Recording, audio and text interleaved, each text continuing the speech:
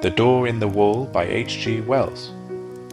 Tonight, we'll step through one of the most mysterious doors in classic literature. As you settle in, allow the warmth of the fire and the gentle rhythm of this timeless story to help you slow down, relax, and leave the day behind. The Door in the Wall is a tale of wonder, memory, and the quiet choices that shape a lifetime.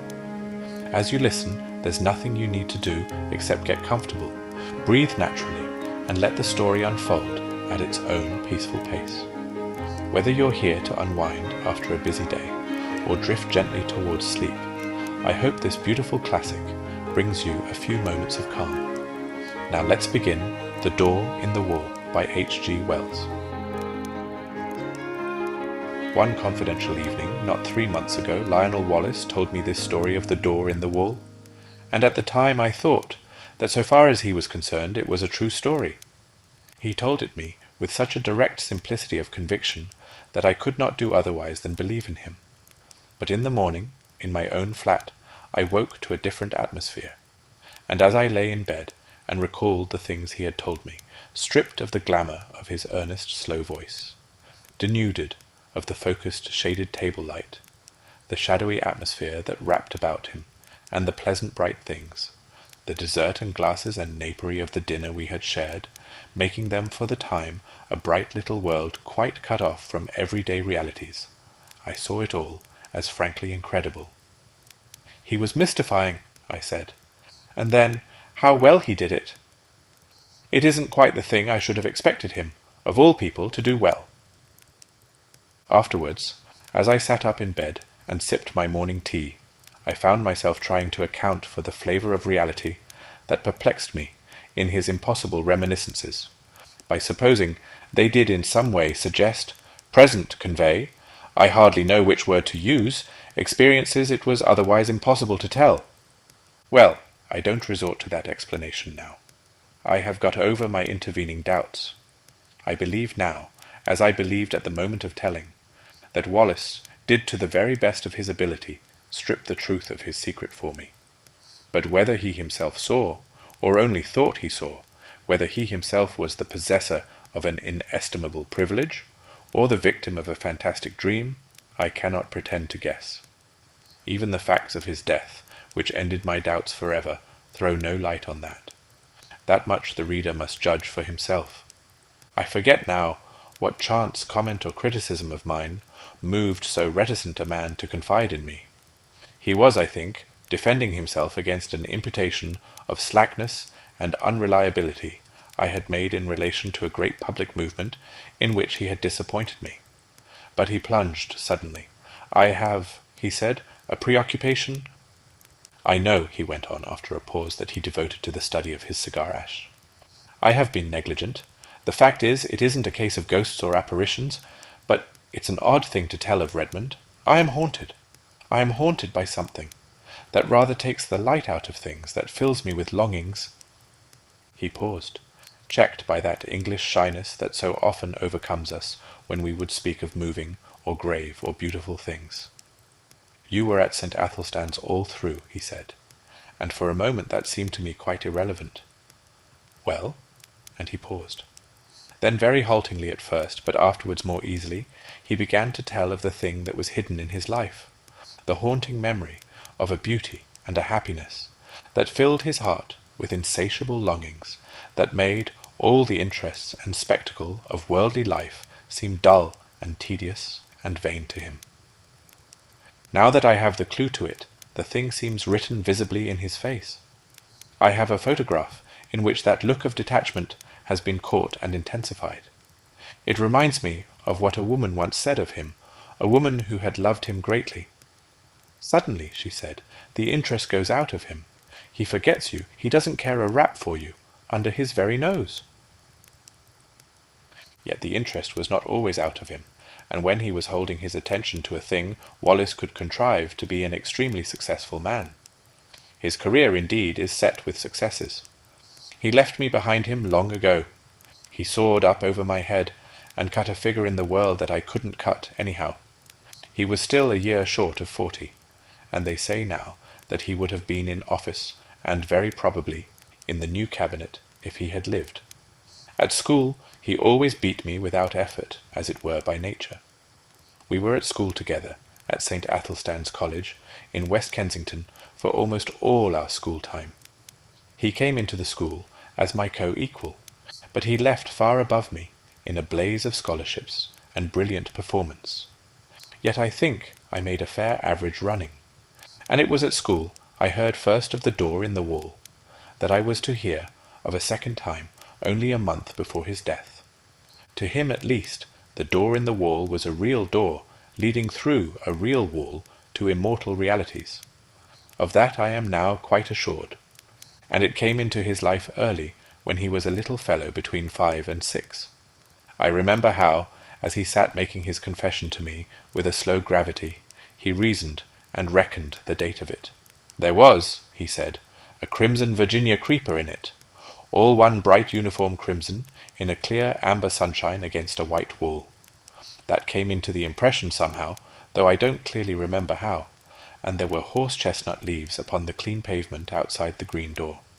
They were blotched yellow and green, not brown nor dirty, so that they must have been new-fallen. I take it that means October. I look out for horse-chestnut leaves every year, and I ought to know. If I'm right in that, I was about 5 years and 4 months old. He was, he said, rather a precocious little boy.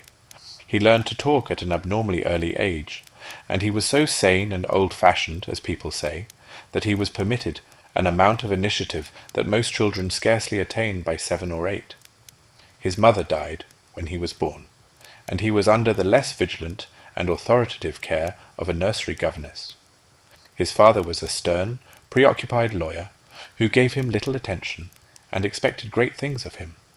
For all his brightness, he found life a little grey and dull, I think. And one day he wandered. He could not recall the particular neglect that enabled him to get away, nor the course he took among the West Kensington roads. All that had faded among the incurable blurs of memory.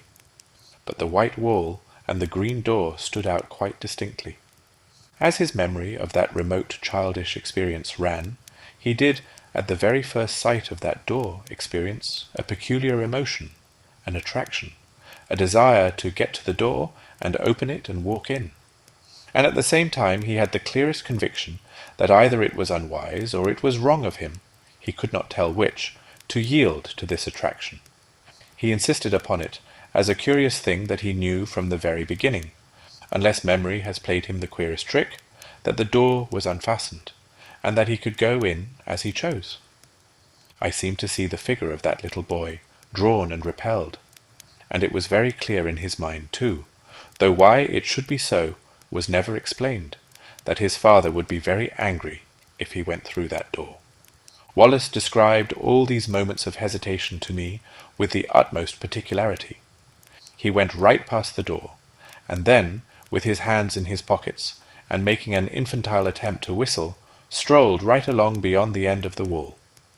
There he recalls a number of mean, dirty shops, and particularly that of a plumber and decorator, with a dusty disorder of earthenware pipes, sheet-lead ball-taps, pattern-books of wallpaper, and tins of enamel. He stood pretending to examine these things, and coveting, passionately desiring the green door. Then, he said, he had a gust of emotion. He made a run for it, lest hesitation should grip him again.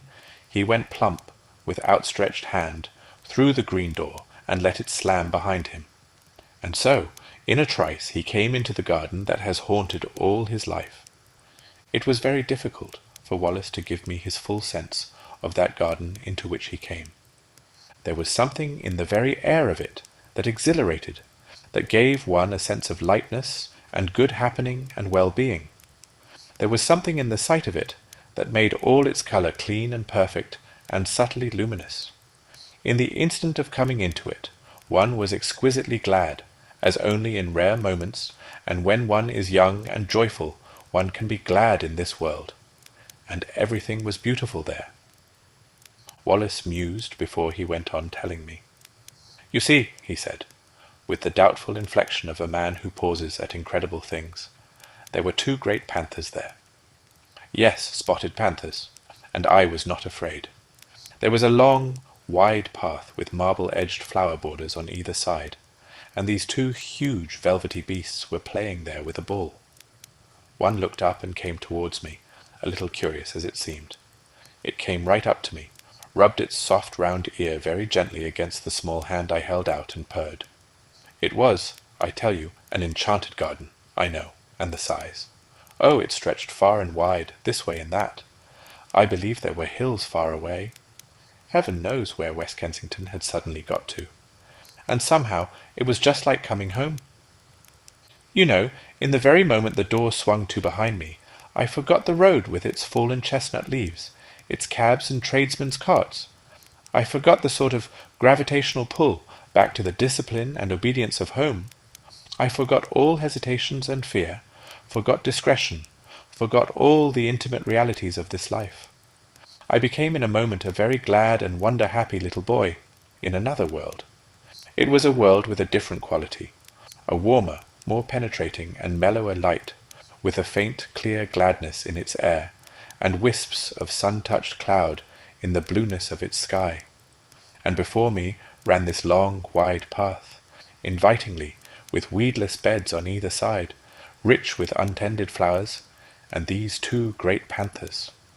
I put my little hands fearlessly on their soft fur, and caressed their round ears and the sensitive corners under their ears, and played with them, and it was as though they welcomed me home. There was a keen sense of homecoming in my mind, and when presently a tall fair girl appeared in the pathway, and came to meet me, smiling, and said, "Well?" to me, and lifted me, and kissed me, and put me down, and led me by the hand. There was no amazement, but only an impression of delightful rightness, of being reminded of happy things that had in some strange way been overlooked. There were broad steps, I remember, that came into view between spikes of delphinium, and up these we went to a great avenue, between very old and shady dark trees. All down this avenue, you know, between the red-chapped stems, were marble seats of honour and statuary, and very tame and friendly white doves. And along this avenue my girl-friend led me. Looking down, I recall the pleasant lines, the finely modelled chin of her sweet kind face, asking me questions in a soft agreeable voice, and telling me things, pleasant things I know, though what they were I was never able to recall. And presently a little capuchin monkey, very clean, with a fur of ruddy brown and kindly hazel eyes, came down a tree to us, and ran beside me, looking up at me and grinning, and presently leapt to my shoulder. So we went on our way in great happiness. He paused. "Go on," I said. "I remember little things. We passed an old man musing among laurels, I remember, and a place gay with paroquets, and came through a broad-shaded colonnade to a spacious cool palace, full of pleasant fountains, full of beautiful things, full of the quality and promise of heart's desire. And there were many things and many people, some that still seem to stand out clearly, and some that are a little vague. But all these people were beautiful and kind. In some way, I don't know how, it was conveyed to me that they all were kind to me, glad to have me there, and filling me with gladness by their gestures, by the touch of their hands, by the welcome and love in their eyes. Yes," he mused for a while. "Playmates I found there. That was very much to me, because I was a lonely little boy. They played delightful games in a grass-covered court, where there was a sundial set about with flowers. And as one played, one loved. But it's odd, there's a gap in my memory. I don't remember the games we played. I never remembered. Afterwards, as a child, I spent long hours trying, even with tears, to recall the form of that happiness. I wanted to play it all over again in my nursery by myself. No, all I remember is the happiness and two dear playfellows who were most with me. Then presently came a sombre dark woman, with a grave pale face and dreamy eyes, a sombre woman wearing a soft long robe of pale purple, who carried a book and beckoned, and took me aside with her into a gallery above a hall, though my playmates were loath to have me go, and ceased their game, and stood watching as I was carried away. "Come back to us," they cried. "Come back to us soon." I looked up at her face, but she heeded them not at all. Her face was very gentle and grave. She took me to a seat in the gallery, and I stood beside her, ready to look at her book as she opened it upon her knee. The pages fell open. She pointed, and I looked, marvelling, for in the living pages of that book I saw myself. It was a story about myself, and in it were all the things that had happened to me since ever I was born. It was wonderful to me, because the pages of that book were not pictures, you understand, but realities. Wallace paused gravely, looked at me doubtfully. "Go on," I said. "I understand." "They were realities. Yes, they must have been. People moved, and things came and went in them. My dear mother, whom I had near forgotten. Then my father, stern and upright, the servants, the nursery, all the familiar things of home. Then the front door, and the busy streets, with traffic to and fro. I looked, and marvelled, and looked half doubtfully again into the woman's face, and turned the pages over, skipping this and that, to see more of this book, and more. And so at last I came to myself, hovering and hesitating outside the green door in the long white wall, and felt again the conflict and the fear. "And next?" I cried, and would have turned on, but the cool hand of the grave woman delayed me. "Next?" I insisted, and struggled gently with her hand, pulling up her fingers with all my childish strength. And as she yielded, and the page came over, she bent down upon me like a shadow, and kissed my brow. But the page did not show the enchanted garden, nor the panthers, nor the girl who had led me by the hand, nor the playfellows who had been so loth to let me go. It showed a long grey street in West Kensington, on that chill hour of afternoon before the lamps are lit, and I was there, a wretched little figure weeping aloud, for all that I could do to restrain myself, and I was weeping because I could not return to my dear playfellows who had called after me, come back to us soon. I was there. This was no page in a book, but harsh reality. That enchanted place, and the restraining hand of the grave mother at whose knee I stood had gone. Whither have they gone? He halted again, and remained for a time, staring into the fire. "Oh, the wretchedness of that return," he murmured. "Well," I said after a minute or so, "poor little wretch I was, brought back to this grey world again. As I realized the fullness of what had happened to me, I gave way to quite ungovernable grief, and the shame and humiliation of that public weeping and my disgraceful homecoming remain with me still. I see again the benevolent-looking old gentleman in gold spectacles, who stopped and spoke to me, prodding me first with his umbrella. 'Poor little chap,' said he, 'and are you lost then?' And me, a London boy of 5 and more. And he must needs bring in a kindly young policeman, and make a crowd of me, and so march me home. Sobbing, conspicuous and frightened, I came from the enchanted garden to the steps of my father's house. That is as well as I can remember my vision of that garden, the garden that haunts me still. Of course I can convey nothing of that indescribable quality of translucent unreality, that difference from the common things of experience that hung about it all. But that is what happened. If it was a dream, I am sure it was a daytime and altogether extraordinary dream." Naturally, there followed a terrible questioning, by my aunt, my father, the nurse, the governess, everyone. I tried to tell them, and my father gave me my first thrashing for telling lies. When afterwards I tried to tell my aunt, she punished me again for my wicked persistence. Then, as I said, everyone was forbidden to listen to me, to hear a word about it. Even my fairy tale books were taken away from me for a time, because I was too imaginative. Eh? Yes, they did that. My father belonged to the old school. And my story was driven back upon myself. I whispered it to my pillow that was often damp and salt to my whispering lips with childish tears. And I added always to my official and less fervent prayers this one heartfelt request: "Please God, I may dream of the garden. Oh, take me back to my garden, take me back to my garden." I dreamt often of the garden. I may have added to it, I may have changed it. I do not know. All this, you understand, is an attempt to reconstruct from fragmentary memories a very early experience. Between that and the other consecutive memories of my boyhood, there is a gulf. A time came when it seemed impossible I should ever speak of that wonder glimpse again. I asked an obvious question. "No," he said. "I don't remember that I ever attempted to find my way back to the garden in those early years. This seems odd to me now, but I think that very probably a closer watch was kept on my movements after this misadventure to prevent my going astray. No, it wasn't until you knew me that I tried for the garden again, and I believe there was a period, incredible as it seems now, when I forgot the garden altogether. When I was about 8 or 9 it may have been. Do you remember me as a kid at St. Athelstan's?" "Rather." "I didn't show any signs, did I, in those days of having a secret dream?" He looked up with a sudden smile. "Did you ever play Northwest Passage with me?" "No, of course you didn't come my way." "It was the sort of game," he went on, "that every imaginative child plays all day. The idea was the discovery of a Northwest Passage to school. The way to school was plain enough.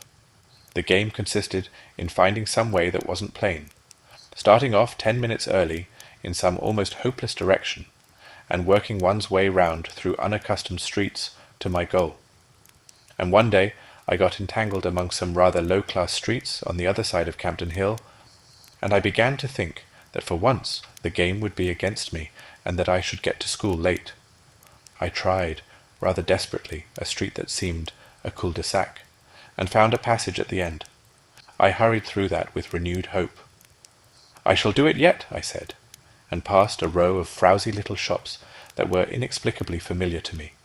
And behold, there was my long, white wall and the green door that led to the enchanted garden.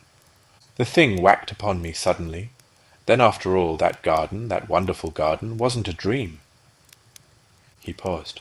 "I suppose my second experience with the green door marks the world of difference there is between the busy life of a schoolboy and the infinite leisure of a child. Anyhow, this second time I didn't for a moment think of going in straight away. You see? For one thing, my mind was full of the idea of getting to school in time, set on not breaking my record for punctuality. I must surely have felt some little desire at least to try the door. Yes, I must have felt that. But I seem to remember the attraction of the door mainly as another obstacle to my overmastering determination to get to school. I was immediately interested by this discovery I had made, of course. I went on with my mind full of it. But I went on. It didn't check me. I ran past tugging out my watch, found I had 10 minutes still to spare, and then I was going downhill into familiar surroundings. I got to school, breathless, it is true, and wet with perspiration, but in time. I can remember hanging up my coat and hat, went right by it and left it behind me. Odd, eh? He looked at me thoughtfully. Of course, I didn't know then that it wouldn't always be there. Schoolboys have limited imaginations. I suppose I thought it was an awfully jolly thing to have it there, to know my way back to it. But there was the school, tugging at me. I expect I was a good deal distraught and inattentive that morning, recalling what I could of the beautiful strange people I should presently see again. Oddly enough, I had no doubt in my mind that they would be glad to see me. Yes, I must have thought of the garden that morning, just as a jolly sort of place to which one might resort in the interludes of a strenuous scholastic career. I didn't go that day at all. The next day was a half-holiday, and that may have weighed with me. Perhaps, too, my state of inattention brought down impositions upon me and docked the margin of time necessary for the detour. I don't know. What I do know is that in the meantime the enchanted garden was so much upon my mind that I could not keep it to myself. I told, what was his name, a ferrety-looking youngster we used to call Squiff. "Young Hopkins?" said I. "Hopkins it was.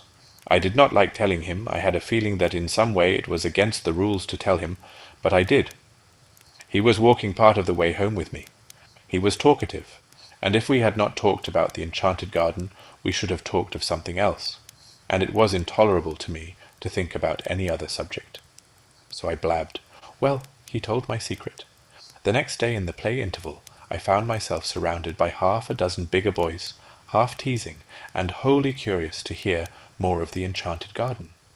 There was that big Fawcett, you remember him, and Carnaby and Morley Reynolds. You weren't there by any chance?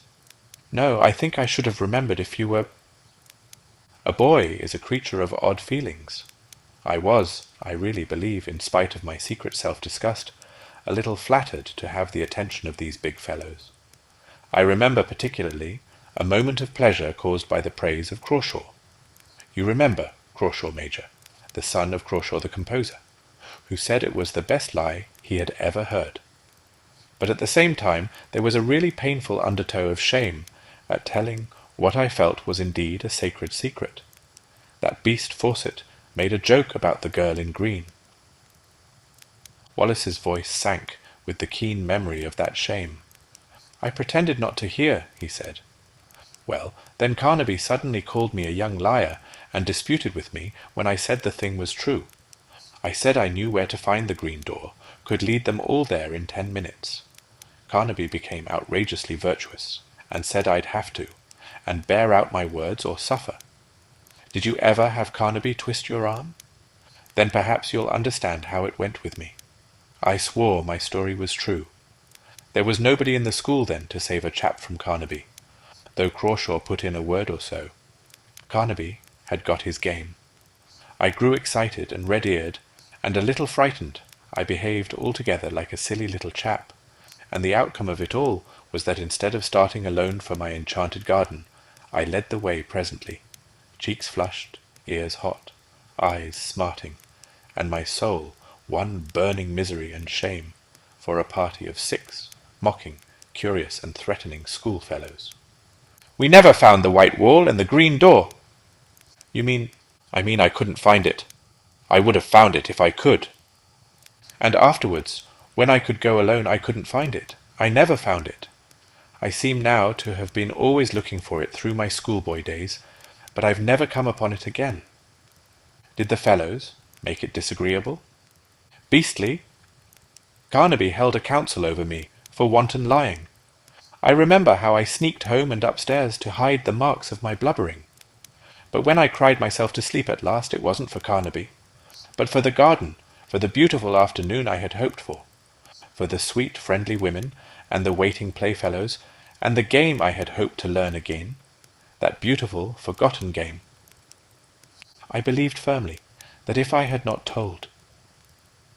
I had bad times after that, crying at night and wool-gathering by day. For 2 terms I slackened and had bad reports. Do you remember? Of course you would. It was you, your beating me in mathematics, that brought me back to the grind again. For a time my friend stared silently into the red heart of the fire. Then he said, "I never saw it again until I was 17. It leapt upon me for the 3rd time as I was driving to Paddington on my way to Oxford and a scholarship. I had just one momentary glimpse. I was leaning over the apron of my hansom smoking a cigarette, and no doubt thinking myself no end of a man of the world. And suddenly there was the door, the wool, the dear sense of unforgettable and still attainable things. We clattered by, I too taken by surprise to stop my cab until we were well past and round a corner. Then I had a queer moment, a double and divergent movement of my will. I tapped the little door in the roof of the cab and brought my arm down to pull out my watch. "Yes, sir," said the cabman smartly. Well, it's nothing," I cried. "My mistake, we haven't much time, go on." And he went on. I got my scholarship, and the night after I was told of that, I sat over my fire in my little upper room, my study, in my father's house, with his praise, his rare praise, and his sound counsels ringing in my ears, and I smoked my favourite pipe, the formidable bulldog of adolescence, and thought of that door in the long white wall.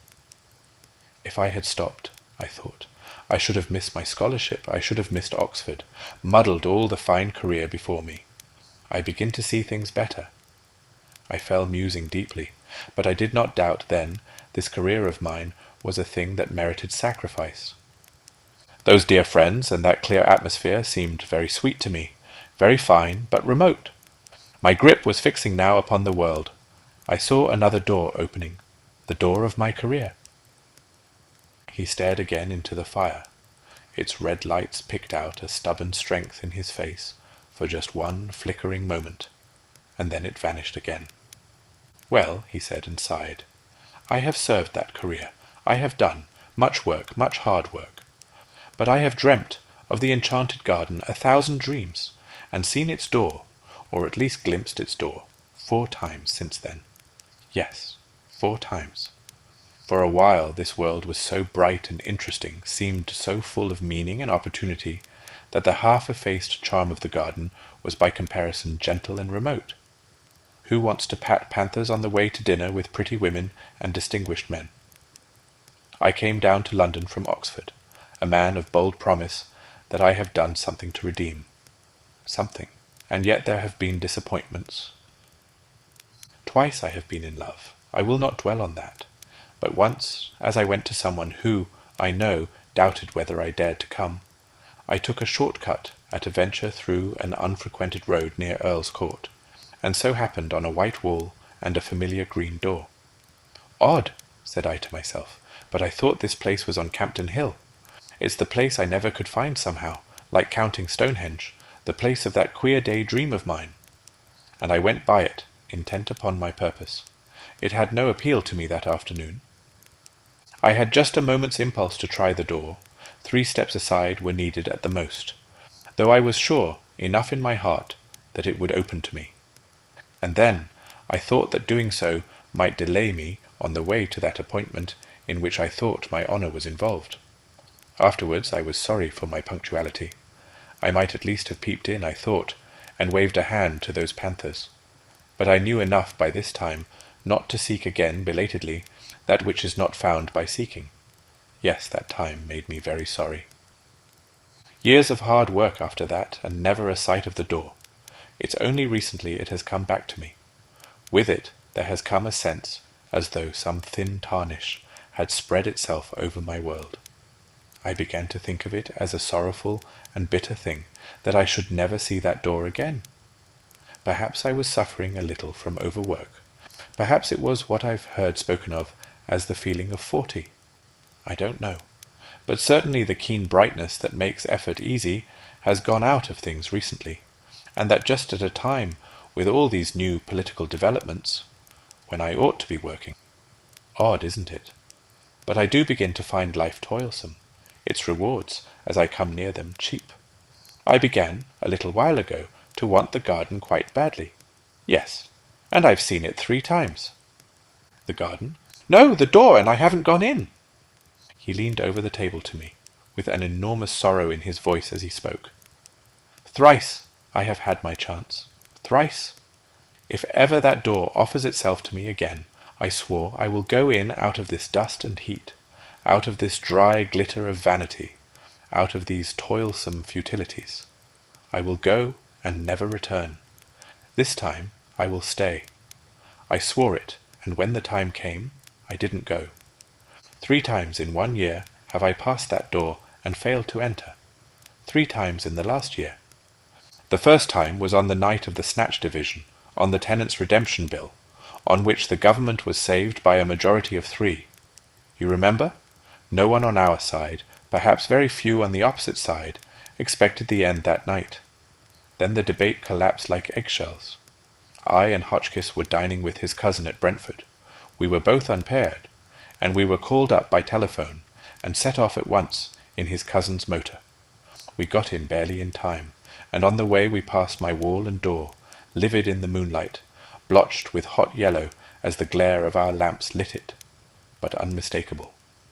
"My God!" cried I. "What?" said Hotchkiss. "Nothing," I answered, and the moment passed. "I've made a great sacrifice," I told the whip as I got in. "They all have," he said, and hurried by. I do not see how I could have done otherwise then. And the next occasion was as I rushed to my father's bedside to bid that stern old man farewell. Then, too, the claims of life were imperative. But the 3rd time was different. It happened a week ago. It fills me with hot remorse to recall it. I was with Gurker and Ralph's. It's no secret now, you know, that I've had my talk with Gurker. We had been dining at Frobisher's, and the talk had become intimate between us. The question of my place in the reconstructed ministry lay always just over the boundary of the discussion. Yes, that's all settled. It needn't be talked about yet, but there's no reason to keep a secret from you. Yes, thanks, but let me tell you my story. Then, on that night things were very much in the air. My position was a very delicate one. I was keenly anxious to get some definite word from Gurkha, but was hampered by Ralph's presence. I was using the best power of my brain to keep that light and careless talk not too obviously directed to the point that concerns me. I had to. Ralph's behaviour since has more than justified my caution. Ralph's, I knew, would leave us beyond the Kensington High Street, and then I could surprise Gurkha by a sudden frankness. One has sometimes to resort to these little devices. And then it was that, in the margin of my field of vision, I became aware once more of the white wall, the green door before us down the road. We passed it talking. I passed it. I can still see the shadow of Gurkha's marked profile. His opera hat tilted forward over his prominent nose. The many folds of his neck wrap going before my shadow and Ralph's as we sauntered past. I passed within 20 inches of the door. If I say good night to them and go in, I asked myself, what will happen? And I was all a tingle for that word with Gurkha. I could not answer that question in the tangle of my other problems. They will think me mad, I thought, and suppose I vanish now, amazing disappearance of a prominent politician. That weighed with me. 1,000 inconceivably petty worldlinesses weighed with me in that crisis. Then he turned on me with a sorrowful smile, and, speaking slowly, "Here I am," he said. "Here I am," he repeated, "and my chance has gone from me. 3 times in 1 year the door has been offered me, the door that goes into peace, into delight, into a beauty beyond dreaming, a kindness no man on earth can know. And I have rejected it, Redmond, and it has gone." "How do you know?" I know. I am left now to work it out, to stick to the tasks that held me so strongly when my moments came. You say, I have success, this vulgar, tawdry, irksome, envied thing, I have it." He had a walnut in his big hand. "If that was my success," he said, and crushed it, and held it out for me to see. "Let me tell you something, Redmond. This loss is destroying me. For 2 months, for 10 weeks nearly now, I have done no work at all, except the most necessary and urgent duties. My soul is full of inappeasable regrets. At nights, when it is less likely I shall be recognized, I go out. I wander, yes. I wonder what people would think of that if they knew. A cabinet minister, the responsible head of that most vital of all departments, wandering alone, grieving, sometimes near audibly lamenting, for a door, for a garden. I can see now his rather pallid face, and the unfamiliar sombre fire that had come into his eyes. I see him very vividly tonight. I sit recalling his words, his tones, and last evening's Westminster Gazette still lies on my sofa, containing the notice of his death. At lunch today the club was busy with him, and the strange riddle of his fate. They found his body, very early yesterday morning, in a deep excavation near East Kensington Station. It is one of 2 shafts that have been made in connection with an extension of the railway southward. It is protected from the intrusion of the public by a hoarding upon the high road, in which a small doorway has been cut for the convenience of some of the workmen who live in that direction. The doorway was left unfastened through a misunderstanding between 2 gangers, and through it he made his way. My mind is darkened with questions and riddles. It would seem he walked all the way from the house that night. He has frequently walked home during the past session, and so it is, I figure his dark form coming along the late and empty streets, wrapped up, intent. And then did the pale electric lights near the station cheat the rough planking into a semblance of white? Did that fatal unfastened door awaken some memory? Was there, after all, ever any green door in the wall at all? I do not know. I have told his story as he told it to me.